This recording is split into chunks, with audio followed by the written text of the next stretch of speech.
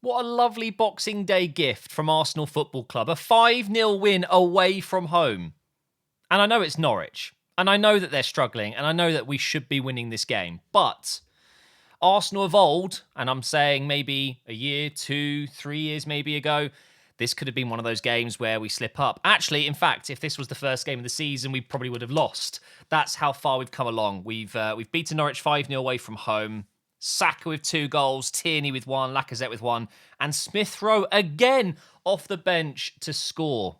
This kid should be starting, right? Well, where do you put him? It's really quite a good problem to have, but also I feel bad for the guy. He deserves to start. He really does. But here's the lineups and the review, the rating. That's what I meant to say. Bit of an odd one today. News came out before the game started that another 3 Arsenal players have come down with the C word. Ben White had to fill in at right back today. We had no other right back available. They are all out with COVID. Our game still goes ahead though. I can't say anything else but well done to Ben White for playing at right back and doing such a good job. We didn't miss Tomiyasu today, as far as I could see. And, I know Ben White's played right centre back in a back 3, which is kind of similar. You do move into that channel a little bit, but he was good today. But I've got to give some credit to Holding. Holding did a fantastic job. He really looked comfortable. It was almost as if he hasn't been missing. And look, it's very easy to see that Holding might not be the best centre-back at the club, and he's probably not going to ever be. He's going to be a squad player for sure. But if he comes in and does a job for us like that, then fair play to him. For me, he's better than Chambers. I think Chambers offers a bit more versatility, also out of COVID. But well done to Holding. Gabriel was solid as always. Ramsdale, another clean sheet for him in goal. Tierney got a goal, was fantastic on that left side. By far the best Scotsman on the pitch. And they did have Bele Galmore sitting in midfield. Didn't have a particularly good game. But what I really want to talk about is the midfield duo of Xhaka and Partey feeding into our front players because, my God, we look so good at the moment. We are one world-class striker away from creating something mad here. I'm telling you, right, Lacazette is a good player. Let's all be fair. Lacazette got himself an assist and a goal today, although it was a penalty.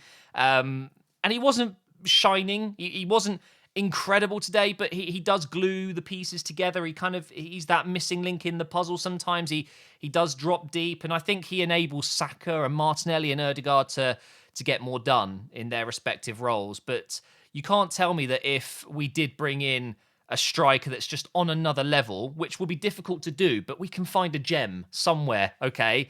We are linked with so many names. A lot of them I don't think are realistic. For me, the dream would be Vlahovic, 6'3", great in the air, great with the ball at his feet, just an insane finisher. And he's 21 or 22 years old. It's ridiculous. I think that would be the perfect signing, but I just don't see us getting that one done unless we finish in that top 4 and get him in the summer. But I honestly and truly believe maybe a central midfielder as well. We could be just 2 signings away from creating something truly magic here. We've got such a good squad and most of them are young. So honestly, credit to the team. They were all fantastic today, but Saka rightly getting the highest rating here with 2 goals. His second goal was a joke. I don't know if it was the keeper's just completely rubbish. I mean, he got a 4.5 rating. I don't think he even made a save today. Maybe he did towards the end, but yeah, I think Saka's shot was very good. You can see some of the other results, by the way. Man City, 6-3 at the Etihad there. Tottenham got a 3-0 win. They're looking good at the moment, which is bad timing for us. We want Tottenham to be falling further away, but Conte's working his magic. And look at West Ham dropping points as well. So where does this leave us in the league at the moment? We stay in 4th. Tottenham are now 6 points behind us, but they do have 3 games to play. So if Tottenham win their 3 games, they will go into that 4th spot. West Ham losing today was big news for us. Big, good result for us. And of course, Man United are yet to play a few times as well. So it's a fake top 4 position at the moment, although I think we deserve that top 4 position. But there's no doubt in my mind that the fight will be with Tottenham this season. I think Manchester United will come good again as well. All they need to do is get Ronaldo scoring more, and they will come good. They will, absolutely. I don't think Wolves and West Ham seem to have enough at this point. I think, Wolves, I think we can safely say they will be there or thereabouts in that kind of top 7, maybe. But West Ham, for sure, they could go into another gear. We've seen how good they've been in the last year or two. But losing again, that's now 6 losses for them. Not looking too good, is it? I'm just super happy, guys. Super happy because we're just building something really nice. I was saying my wife Ellen came in about 3-0, I think it was. And she said, "Oh, how are you playing? I know it's 3-0, but are you playing well?" And I sat there and thought, "Yeah, we're a good team. I like my players. I say my players. I like Arsenal's players. I love Saka, Martinelli, Emile Smith-Rowe. Ødegaard is quickly becoming one of my favourite players, not just at Arsenal, but in the world. I love watching him. I look forward to watching Arsenal play." Now, my prediction for this game, you might say, was negative, okay? I thought we'd maybe get a 1-0 win today. I just had a feeling, Christmas yesterday, which, by the way, I hope you had a fantastic day with family and friends and all that lovely stuff. I just had a feeling there might be a bit of a hangover, and potentially we'd be a little bit slower today, but I still thought we'd get the win. I just kind of expected a bit of a slower, lackluster performance and just grab a 1-0 win. And I was wrong. I was really wrong. Again, on Boxing Day, we've just shown up. Last year, it was Chelsea. This year, it's Norwich. Of course, slightly different levels. But should we talk about Norwich briefly? It's not looking great, is it? I think, when you can't do the basics right, you're going to really struggle in the Premier League, let alone any league.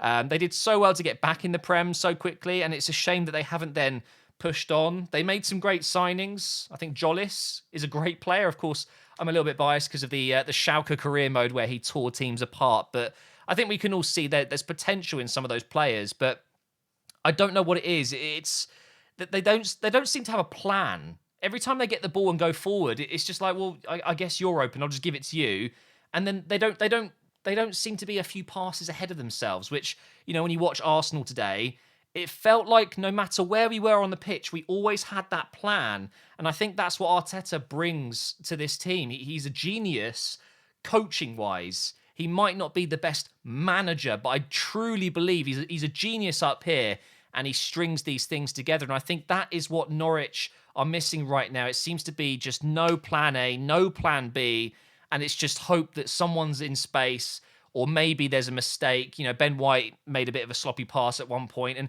even then, they were basically through on goal and they couldn't finish it. And I'm sitting there thinking to myself, you've got no hope, absolutely no hope of staying in this league if you can't even get the basics done right. They should have scored that chance, for sure. If we go back to the table here, it's not looking great. We're almost halfway. 19 games is the halfway point. They've played 18 and they've got 10 points. A big problem is a lack of goals. 8 goals scored is shocking. It really is. And do you know what? It's a bit harsh because I do like Norwich. I've got a good friend of mine that supports Norwich. I feel for him. I'm sorry, Adam. They could truly be stuck on 10 points for the rest of this season if they play like that. And that'll be a new record. What's the record at the moment? Was it 13 points by Derby? Was it 17? Either way, it's bad. I look at Newcastle, who are there on the same points at the moment, but I know that Newcastle will pick up some wins. I don't feel that way with Norwich. I just feel like they're really going to have to get lucky. You got teams like Watford, Leeds, Everton, and Southampton above them. They're going to pick up points. Burnley, I know they're not having a great season as well, but defensively, they're a lot stronger than most of those teams. Only 21 goals conceded, as you can see here. They're not scoring many, but they will. They will score more goals. And they're quite a tough team to play against away from home, that they can rely a little bit more on their home form. I really worry for Norwich. It's not looking good. It really isn't. For Arsenal, though, it's not going to get any easier than today. In a couple of weeks' time, we have Nottingham Forest, but otherwise it's Wolves at home, which is not an easy game. Wolves do look good this season. They may not be scoring many, and they're not really conceding many. They're just tough to play against, and we've had some shockers against Wolves recently. And then we take on Man City, who scored 6 today against Leicester. I think they were 4-0 up in 25 minutes or whatever. And then, of course, we've got 2 games against Liverpool in the Carabao Cup. Not the most important this season, I guess you could say. All we really want to get is that top 4 finish in the Premier League, but winning the League Cup would be fantastic. So I'm sure we'll be going in strong for those games. And then the FA Cup game against Nottingham Forest in between. So some really tough games coming up. But, geez, we're looking good. We're looking really good. Now, of course, I always tweet after the game to get your guys' thoughts. Let's go ahead and see what some of you have said. Let me just zoom in a little bit so you can read it a little bit more clearly, unless you don't need glasses like me. We've got a comment coming in from Jasper here. Again, thanks, Jasper, for your input. Really glad we didn't sign Max Aarons. Tierney has had a free pass on the left side. It's true. It was poor, wasn't it? Although I don't think, was it Sargent playing right wing in the start? The Ginger Beast wasn't getting back and helping out at all. The Tierney goal was a joke. Gilmore, please don't pronounce... Bele Gilmore, what are you going to do about it? Is terrible? Oof, I don't know about that. Erdegaard has had so much space in central areas, I guess you meant to say. Gunn has conceded 14 in the last 2 games. Is that true? Oh my God. That can't be true. 14 in 2 games. It's only 5 today. Okay, whilst Norwich have been shambolic, nothing away from us. Yeah, I think it's fair to say that Arsenal were just the better team today by quite some far distance. Erland says, Erdegaard with another immense performance, slowly becoming your best player. I said it, he's maybe not the best player, but certainly one of the most important at the moment. He's definitely up there. The way he controlled the game today was beautiful to watch. He could have had 4 assists. Truly brilliant performance from him. Comment coming in from Bio, is that comfortable win today, dazzling display from Saka and Martinelli. Yeah, Martinelli didn't get a goal or an assist today, but he was really good. He deserves to start as well. It's so difficult. Erdegaard was great. Xhaka and Partey were solid. Rob Holding was an absolute rock today. Nobody got past him. And for him, for Bao, I'm sorry if I'm getting your name wrong, Gabriel and Rob Holding is the best centre-back partnership. I don't know about that. I still think that Ben White and Gabriel is the duo for me. But yeah, I don't think Holding is a bad squad player to have. Put it that way. We had another comment come in from Carter. Our highest goal scorer starts on the bench. Says a lot about our attacking depth. True. Tierney was class. Thought Partey had one of his better games. Yeah, I thought Partey was quite good today. Unfortunately, that'll be his last game for a month. He's going to be off to play for Ghana now, which is going to be tough for us. At least Sambi's back now. But yeah, another comment about Smith Rowe not able to get into the team at the moment, despite scoring and coming on doing so well. Look, another one here from Kobayakawa. Again, sorry if I butcher your name. Smith Rowe is too good to be on the bench, but who do we take off? Exactly. Who do you take off? It's crazy. If you look at today's lineup, without Smith Rowe, it's fine. It's absolutely fine. We don't actually need him, which is mental because he's that good. Another substitute appearance for him with a goal. I guess what you could argue with is Lacazette dropping. You put Martinelli up front and Smith Rowe on the left. I guess you could do that, but then you are missing Lacazette's leadership traits, the experience that he brings. Yeah, it's a tough one. It really is. But for me, we're winning games. You don't really need to worry about it, you know. And Smith Rowe's a young player still. There will be injuries. There will be times where players need to rest, and he'll get his moments. And I'm sure he'll be starting games in no time. And you know, it's a good problem to have. And then lastly, we get a comment from Franz. Erdegaard is such a creative and skillful player to watch. 35 mil. Absolute steal. I agree. Honestly, I think if you were to ask me who my favourite player at Arsenal is, my answer normally would be Saka. But after the last, I want to say 3 or 4 games, I think in December, he's got the most goal contributions in the Premier League. 3 goals, 3 assists or something like that. That's more than anyone else, individual players-wise. It's unbelievable. And I think I almost want to say that Erdegaard is now my favourite player. I love the guy. I really think that in the future, he's going to be, like you said, an absolute steal. 35 million for a player that's got that much experience, is still so young, has those leadership qualities that not many young players have, and he's just got a wand of a left foot. It's a joke. It's an absolute joke how good he can be. It's just whether he can do that in the big games. And as I've said recently with those fixtures coming up, with games against City, the Wolves game as well will be tough. With the games against Liverpool, can all of these players step up and continue this run of form? Because the likelihood is we are going to lose some of those games. You know, City will be very, very tough, even though we're at home. And by the way, our home form is almost top of the league worthy. It's pretty remarkable. And against Liverpool in the League Cup, if we are bringing in some fringe players, that's going to be tough. It's not a guaranteed win. No game is against those top teams or any team, really. But it's just another fantastic performance. And I'm just happy. I'm happy. Look at me. I'm happy. I'm proud to be wearing Arsenal gear again. The start of this season was so bad. I remember saying, look, Arteta, I'm still backing him, but 3 more games, if we lose those, he's got to go. Everyone was panicking. He has to go. Mikel Arteta's not the man.